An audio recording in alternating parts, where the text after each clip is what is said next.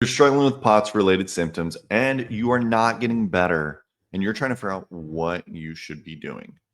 In this video, here's what we are going to cover. First, we're going to start off what the traditional approach is for POTS, and we're going to start with the diagnosis and the evaluation. Then we are going to shift into what we do here at Peak Brain and Body and why we are able to help so many individuals who did not get the results they were looking for when they did just a traditional medical approach only. And if you're watching this and on YouTube or something, great. Um, Anywhere else, it'll still work, but you may not be able to see everything that I'm presenting. And so you're not going to get the full layout in the way that others will. So this very first one is a new article that I'd sent to me. Okay, so I get stuff all the time. And they say, I feel like I'm going to pass out every day. Could this be from POTS? So now what it does is it goes through this. What is it, right? So POTS is positional orthostatic tachycardia syndrome. They use a female. So currently at this point in time, it's believed that nearly 80% of those diagnosed with POTS are going to be females. And then lightheadedness past 2 to 3 months. So we are looking for things to be pretty consistent. Normally for a POTS diagnosis, you're going to wait till someone's had it for at least 3 months, if not 6 months. And what they go through is basically a story. Okay, they go in there. Blood pressure is on the low end, 90/70 with a resting heart rate of 90. Because the patient had dizziness, they did orthostatic testing. So they lay them down, did blood pressure and heart rate after 5 minutes, and then they stood them up, and then they checked it at 1 and 5 minutes to see what happened. Now, what you're going to see in this example was blood pressure did return, stay fairly similar. Okay. And heart rate wasn't too bad after 1 minute. And then at a little bit longer, so at 1 minute, her blood pressure had dropped a little bit and heart rate shot up a total of 30 beats per minute. Criteria for an adult is going to be greater than 30, so technically not there yet. And then 5 minutes of standing, blood pressure further dropped, and then heart rate was 130. So this did go up to the 40 mark. So once again, greater than 30 for an adult or greater than a 40 for a child or teenager. Meets criteria without a significant change in blood pressure. And significant change is, so they were 90/70 baseline, so it would have had to have dropped more than 70/60. And as you can see, it's really, really close. So probably flirting with orthostatic hypotension. So they get the diagnosis, right? It's confirmed for them through a tilt table. And then here's what you should know, especially when you're looking at regular labs. They did a basic lab panel. Okay. All the test results were normal. This happens day in, day out in the POTS world. So when you get told your basic labs, and yes, I consider these basic labs, these are not in-depth labs by any stretch of the imagination, they're going to be normal. Don't be frustrated. No, that's just what it is. Okay. So what did they do for treatment? Well, increase fluid intake, start pounding sodium and salt, so 4 grams. And then they did compression stockings, abdominal binders, all of these things to help. Now, when this patient eventually followed up, what they see? Well, they saw a little bit of improvement, but still having the lightheadedness. And they eventually gave mitodrine, which is something a lot of people are used to having. They had them work on some stress responses. And at the end, they did do a little bit better. They still weren't significantly better, though. And this is the story that I see every single time I encounter POTS patients. Maybe the medications they've done have helped to an extent, but they're not noticeably better. It's 10%, 20%, 30%. And at this point in time, they basically wrote the story as like high fives. This was good. This is about as good as we can do. Now, and we switch over to this. So this is from US Cardiology Reviews. And once again, they go through all the different symptoms that we know people are going to have because this is a multi-system and symptom issue, right? You can have gastrointestinal, you can have urinary, you can have musculoskeletal, you can have neurological, you can have anxiety, and so many other things.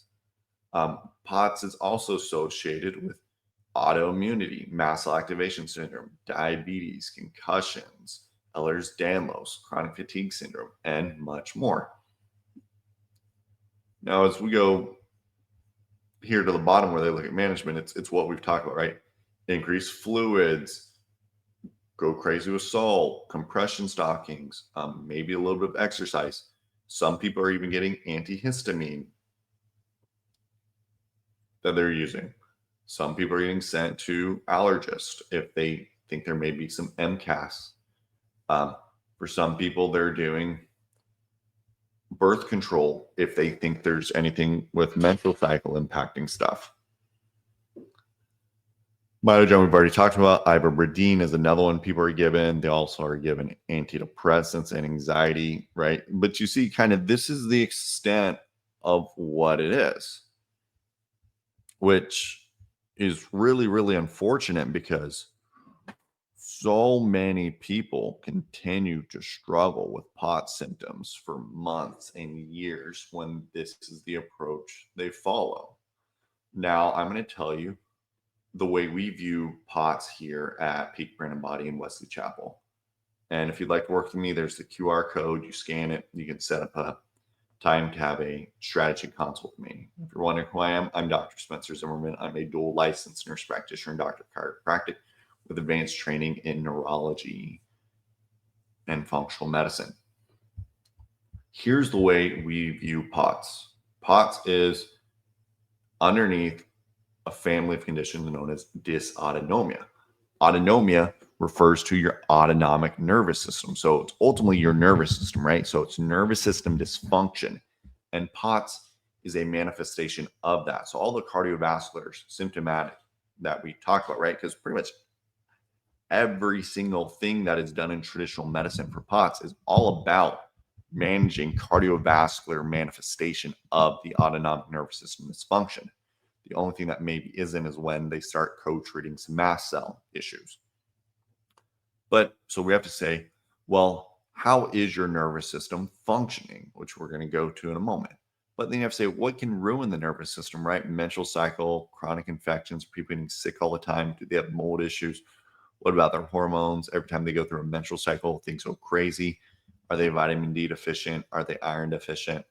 And the list can go on and on and on. There's a lot of things. And that's why when we treat people with POTS, we're not trying to find the one thing.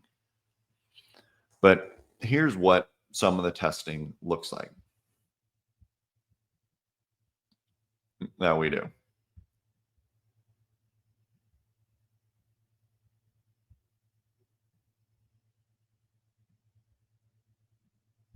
And this first one's going to be balance testing.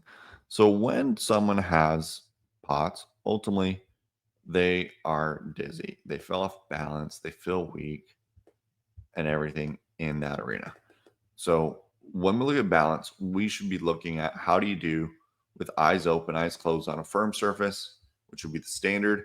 How do you do with eyes open, eyes closed on a right? So those are the first two. And then how do you do with eyes open, eyes closed on a perturbed surface? Now, an example of a perturbed surface is using a blue balance pad like this, put on top of a computerized balance platform, and it's going to measure. So the top numbers you see is where someone's at before they get care. We specifically see that the vestibular aspect of that testing is off.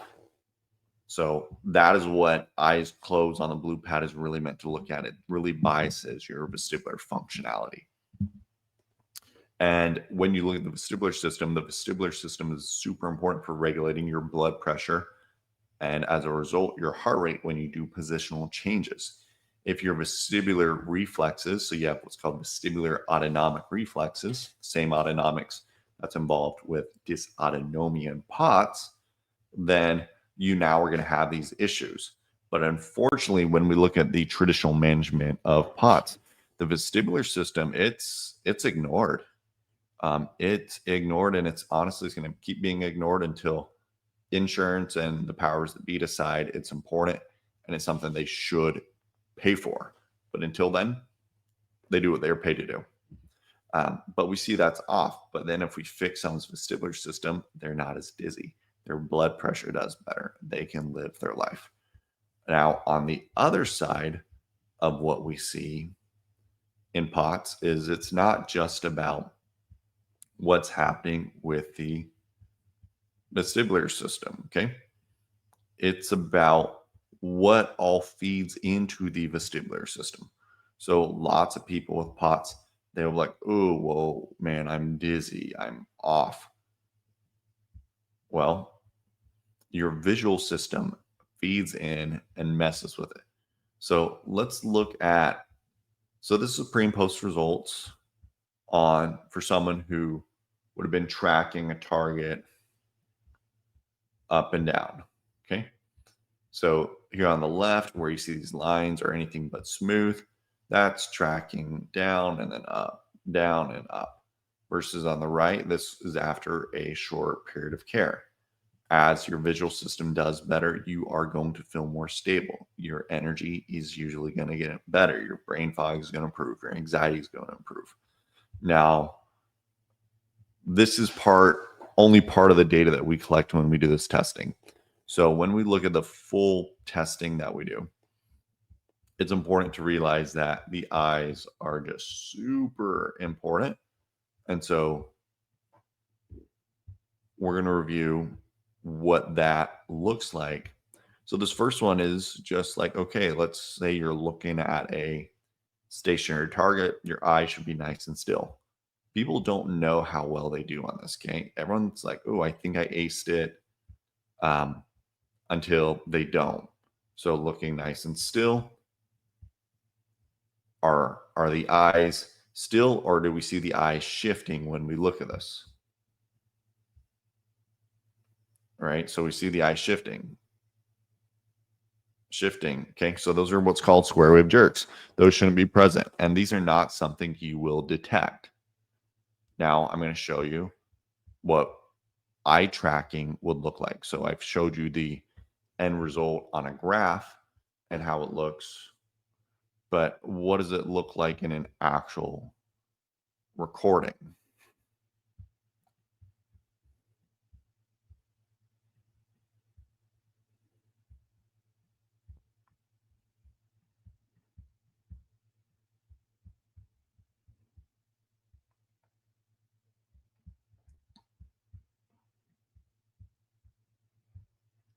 So the dots moving nice and smooth. We want to say, okay, are their eyes moving nice and smooth? Are the eyes changing speeds? Are they stuttering? And it's pretty clear, yes, they're absolutely stuttering. They're changing speeds. And with most POTS patients, in our experience, it's about 75, 80%. They're going to do really poorly on this test. And this test is going to create a lot of symptoms for them. As we address these findings, those symptoms improve because their nervous system is improving. So this is really about going to one of the underlying causes that is present in the majority of POTS patients. And this is why, even though someone maybe has already received care from, a neurologist, a cardiologist, endocrinologist, and they're still not sure why they're not getting better, we can usually come in there and provide them with tremendous improvement that they didn't think was possible.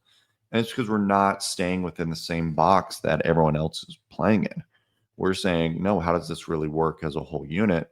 Let's really address the nervous system, but also not only address just the nervous system, let's make sure that anything that could mess with the nervous system, if it needs to be addressed, is addressed. And like I said, that can be anything from menstrual cycles to anemia to thyroid to autoimmunity to mold to many other things. Because what I can tell you in treating complex cases over the past 10 years, and POTS really has shot up over the past 3 to 4 years, the amount I've worked with. We don't try to find the one thing because the one thing doesn't exist. We don't try to be hyper focused. Those that are hyper focused miss a lot because they have all these blind spots. And we really step back to identify what's going on, figure out what it is for each individual. And depending on what we find, the length of time it takes to get better is going to differ for each person. If you're a neurological heavy one with your eyes in your balance, that responds fairly fast. If you're an immune system heavy one, that one takes longer. So it just depends how much of each side is playing a role. But when it's done right, most people, okay, when I say most, 80+% are going to see significant improvement if they have the willingness to take a different approach and to be patient with themselves as they go through a different process than anything they've ever done before. Because if you're like our average patient, no one's ever talked to you about this when it comes to POTS. And it's unfortunate because there's starting to be more and more research talking about this, even though, to be fair, the research is severely lacking on the nervous system and dysfunction within the nervous system and how it drives the cardiovascular manifestations of POTS. And just like we said earlier, if you would like to work with me, you do have that QR code. You scan it and you can schedule an appointment. And until next time, I'm Dr. Z. I'm known as the Brain Guy.